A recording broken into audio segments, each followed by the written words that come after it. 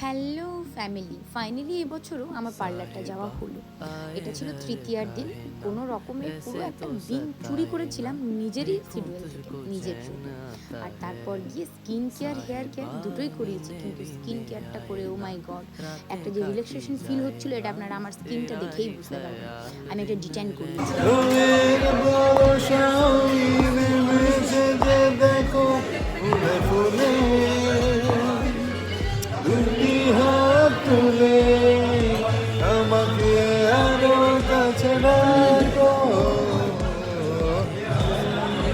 খাওয়া দাওয়ার পর্ব শেষ করার পর আপনারা তো জানেনই যে আমি চুলের ব্যাপারে, চুলের হেয়ার কালারের ব্যাপারে কতটা ফ্যাসিনেটেড।